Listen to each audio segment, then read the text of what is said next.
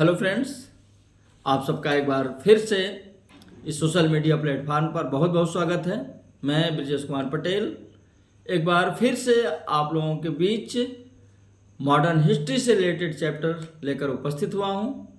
साथियों, पिछली क्लास में हम लोगों ने प्लासी का युद्ध देखा, उससे जो रिलेटेड फैक्ट्स थे उनको जानने की कोशिश की गई और देखा कि कैसे कैसे प्लासी के युद्ध में नाटकीय ढंग से अंग्रेजों को सफलता मिल जाती है। तो आज हम लोग एक बार फिर से देखेंगे कि जो बंगाल था, मुगल साम्राज्य के अंतर्गत एक प्रांत था, कैसे वहाँ पर स्वतंत्र शासक मुर्शिद कुली खां बनता है और कैसे इस प्रांत का पतन होता है और अंग्रेजी जो साम्राज्य है उसकी वहाँ पर स्थापना होती है, अंग्रेजों का आधिपत्य वहाँ पर स्थापित होता है। उतार चढ़ाव सारी चीज़ों को हम लोग एक बार फिर से देखते हैं और इससे रिलेटेड क्वेश्चंस भी एग्जाम में आते हैं। देखिए, जिस समय यहाँ पर मुगलों का शासन था तो उस समय बंगाल अपनी जो भौगोलिक स्थिति थी उसके कारण संपन्न राज्यों में गिनाया, संपन्न प्रांतों में वो गिना जाता था। और यहाँ पर देखिए कि जब उसकी भौगोलिक स्थिति, उसकी आर्थिक संपन्नता के कारण जब ईस्ट इंडिया कंपनी भारत में आई तो उसकी भी दृष्टि यहाँ पर थी कि यहाँ पर वो अपना जो व्यापार है कैसे उसका प्रसार करें। और शाहजहाँ के शासनकाल में जब उसका दूसरा बेटा शाह शुजा बंगाल का सूबेदार बना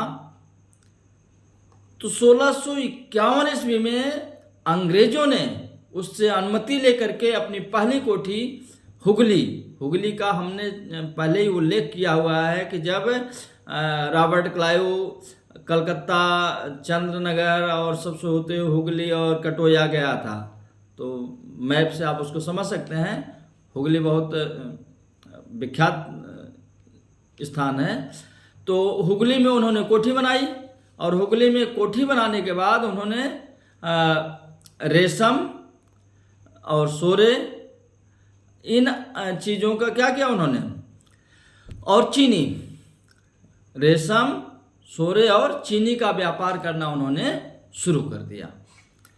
और देखिए उनका सौभाग्य, देखिए अंग्रेजों का कि 1651 में ही राजघराने की एक महिला थी, उसकी जो तबीयत बिगड़ गई, बहुत ज़्यादा बिगड़ गई और एक अंग्रेज चिकित्सक था डॉक्टर बॉटन, उसके द्वारा उसका इलाज कर दिया जाता और ठीक हो जाती है।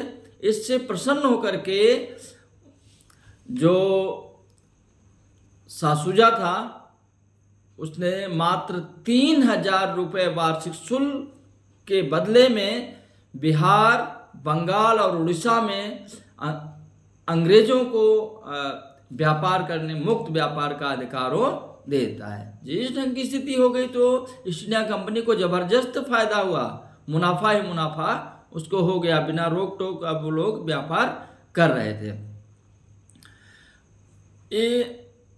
उसके बाद देखिए कुछ समय बाद फिर क्या हो रहा है, ये स्थिति 7 साल चली और जैसे ही 1658 आता है, 1658 में एक बहुत बड़ी घटना मुगल साम्राज्य में होती है।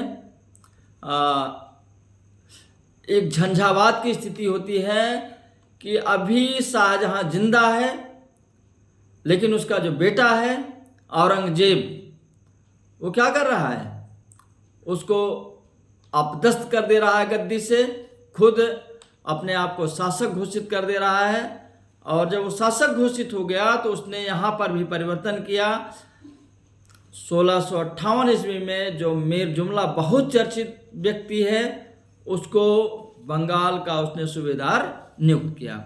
जब मीर जुमला यहाँ पर आता है तो उसकी नीति अंग्रेजों के प्रति एकदम बदल जाती है, क्योंकि देखिए फ्रांसीसी कंपनी भी आई है, डच भी आए हैं, बहुत सारी आई हैं कंपनियाँ, तो अंग्रेजों के प्रति उसकी नीति बदल जा रही है, वो कठोर रवैया अपना रहा है, जिसके कारण अंग्रेज क्या हो रहे हैं, परेशान हो जा रहे हैं, उनका व्यापार आगे नहीं बढ़ पा रहा और ये लंबे समय तक चलता है।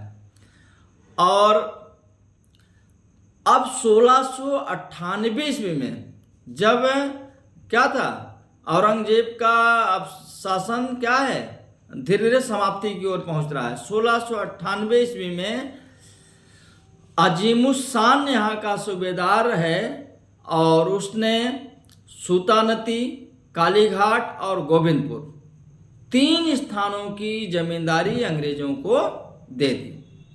जब इन 3 स्थानों की जमींदारी उन सबको दे दी तो उनका व्यापार क्या हुआ, फिर से एक बार जोर पकड़ने लगा, फिर अपनी गति पकड़ने लगा।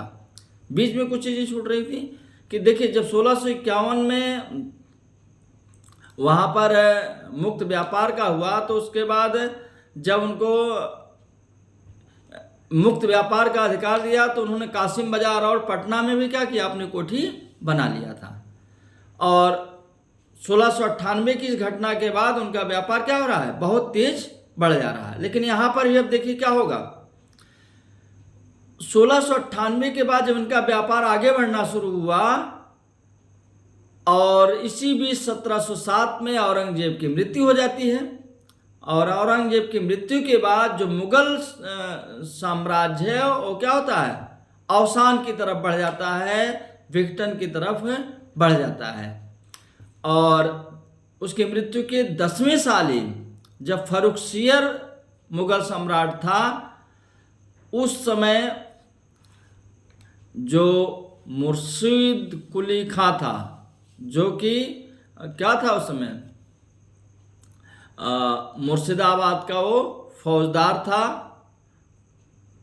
और उसने क्या किया, उसने अपने आप को स्वतंत्र शासक घोषित कर दिया, बंगाल प्रांत का स्वतंत्र शासक घोषित कर दिया। ये घटना कब की है, ये 1717 में अपने आप को स्वतंत्र घोषित करता है और 1727 तक वो बंगाल का नवाब रहता है। और उसने एक फेरबदल किया, जो अब तक राजधानी ढाका थी बंगाल की, उसकी जगह पर मुर्शिदाबाद को उसने अपनी राजधानी बनाया। एक घटना हो गई। 1727 में मृत्यु होती है। उसके बाद दूसरा जो बंगाल का नवाब बनता है वो है सुजाउद्दीन मोहम्मद खां। ये 12 वर्ष तक 1727 में गद्दी पर बैठता है और 1739 तक वो गद्दी पर बैठा रहता है, बंगाल का नवाब बना रहता है। और सुजाउद्दीन के समय देखिए एक घटना हो रही है। ये घटना क्या हो रही है कि जो अलीवर्दी खां है उसको बिहार का सूबेदार बना करके सुजाउद्दीन द्वारा भेजा जा रहा है। और वो क्या है, बहुत ही प्रतिभावान है, बहुत ही योग्य और क्षमतावान है। वो उतने से संतुष्ट नहीं हो रहा है कि केवल बिहार का वो सूबेदार बना रहे। और जैसे ही सुजाउद्दीन की मृत्यु होती है, उसका पुत्र सरफराज गद्दी पर बैठता है। और 1740 ईस्वी में क्या करता है, एक घेरिया नामक स्थान है, वहाँ पर सरफराज की सेना और अलीवर्दी खां की सेना के बीच युद्ध होता है, जिसमें अलीवर्दी खां की जीत होती है। और अलीवर्दी खां अब बंगाल, बिहार और उड़ीसा तीनों का क्या है, नवाब अपने आप को घोषित करता है, नवाब बन जाता है। तो ये 1740 से लेकर के 1756 में अपने मृत्यु पर्यंत तक वह रहता है। और अब जो भारतीय इतिहास का सबसे बड़ा फेरबदल होने जा रहा है, जो क्रांतिकारी घटना यहाँ पर हो रही है, एक व्यापक बदलाव होने जा रहा है। उसने अपने जो पुत्र नहीं थे तो अपने जो दौहित्र था 23 वर्षीय सिराजुद्दौला को उसने क्या किया, उत्तराधिकारी घोषित। यहीं से सारा क्या हुआ, खेल शुरू होता है। जो इतिहास हमको सबक देता है, इतिहास हमारा मार्गदर्शक नहीं है बल्कि क्या है, हमारा सचेतक है। देखिए यहाँ पर एक चूक हुई और उसने क्या किया, भारत को लंबे समय तक गुलाम बना दिया। यहाँ पर देखो जो परिवारवाद का खेल, भाई भतीजावाद का खेल, वो यहाँ आपको स्पष्ट दिखाई पड़ेगा। 17 अप्रैल 1756 में क्या किया उसने, उत्तराधिकारी घोषित किया और उसकी मृत्यु के बाद वो शासक बन गया। लेकिन अली वर्दी खां का जो बहनोई था वो क्या था, उसका मुख्य सेनापति था। अली वर्दी खां का वो रिश्तेदार था, रिश्तेदार को उसने अपने राज दरबार में रखा हुआ था, सेना की देखरेख करता था।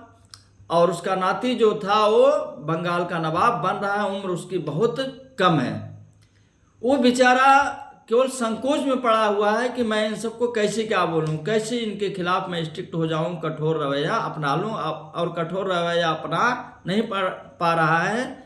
इसका मतलब कि एक नवाब के रूप में वो असफल है, उसके पास उतना बुद्धि विवेक अभी नहीं है और उसका खामियाजा भारत को लंबे समय तक भुगतना पड़ा। एक उसकी जो चूक थी वो लंबे समय तक के लिए हमको गुलाम बना दिया। अब हो क्या रहा है, जो घसीटी बेगम है, जो शौकत जंग है, सब के सब उसके विरोध में खड़े हो जा रहे हैं। यहाँ तक कि अंग्रेज जो हैं, अंग्रेजों की जो नज़र है बंगाल पर, वो भी शौकत जंग जो पूर्णिया का नवाब है और उसकी जो माँ है घसीटी बेगम के साथ खड़े हो जाते हैं। और मीर जाफर लालच में आ जाता है कि मैं बंगाल का नवाब बन जाऊंगा। अमीर चंद हैं, राय दुर्लभ हैं, सेठ जगत हैं, इस ढंग से बहुत सारे, और सब के सब इसके खिलाफ। उसमें बात वही है कि हमें क्यों नहीं उन्होंने नवाब घोषित कर दिया, या एक छोटे से बच्चे को क्यों घोषित कर दिया। और एकदम सब के सब एक हो गए उसके खिलाफ कि इसको नस्त नाबूद कर देना है। और देखिए, ये 23 साल का जो लड़का नवाब बना, वो अप्रैल में नवाब बन रहा है। और 15 जून को क्या हो रहा है, 15 जून को कलकत्ता का जो फोर्ट विलियम है, जिसकी किलेबंदी कर रखे हैं अंग्रेज लोग, वहाँ पर अंग्रेजों को आत्मसमर्पण के लिए मजबूर करता है। लेकिन उसकी कुछ सिचुएशन है कि वो मानिक चंद के अंडर में छोड़ करके वो कहाँ, मुर्शिदाबाद चला जाता है, जो कि राजधानी है। और अब बाद में षड्यंत्रों के बीच स्थिति आती है प्लासी के युद्ध की, और उस प्लासी के युद्ध में इसकी हार होती है और 1756 में गद्दी पर बैठता है। और जून 1757 में क्या होता है, उसका शासन समाप्त हो जाता है। 2 जुलाई को उसकी हत्या भी हो जाती है। और वादे के मुताबिक अंग्रेजों ने क्या किया, 1757 में मीर जाफर को नाम मात्र का नवाब बनाया और किसी तरह से 1760 तक उसको खींच कर ले गए। उसकी दुर्गति हो गई। उसको रॉबर्ट क्लाइव का गीदड़ भी कहा जाता है। कुछ भी निर्णय लेने की क्षमता उसमें नहीं थी। एकदम पूरी तरह से वो कब्जे में अंग्रेजों के था, उनके पिंजड़े में था। और फिर ड्रामेबाजी होती है कि वो जो इसका मीर जाफर का दामाद है मीर कासिम को 1760 में नवाब बनाते हैं और 1763 में उसकी गतिविधियों के कारण, उसके क्रांतिकारी तेवर के कारण उसको भी अपदस्थ कर देते हैं। और जिस समय बक्सर का युद्ध होता है, क्वेश्चन आता है, जिस समय बक्सर का युद्ध 1764 में होता है, उस समय पूछता है कि नवाब कौन था, तो उस समय फिर से नवाब मीर जाफर को बना दिया जाता है और 1765 तक रहता है वो, इलाहाबाद की संधि तक। और इलाहाबाद की संधि के बाद जो नवाब है उसकी शक्ति एकदम खत्म हो जाती है और 1765 से 1766 ईस्वी तक मीर जाफर का जो पुत्र है नजमुद्दीन अली खां, उसको ये लोग नवाब के रूप में रखते हैं और फिर धीरे धीरे पूरी तरह से अंग्रेजों का कब्जा हो जाता है। तो इस ढंग से देखिए तो ये पूरा बंगाल का जो परिदृश्य अंग्रेजों के समय वो दिखाई पड़ता है। धन्यवाद।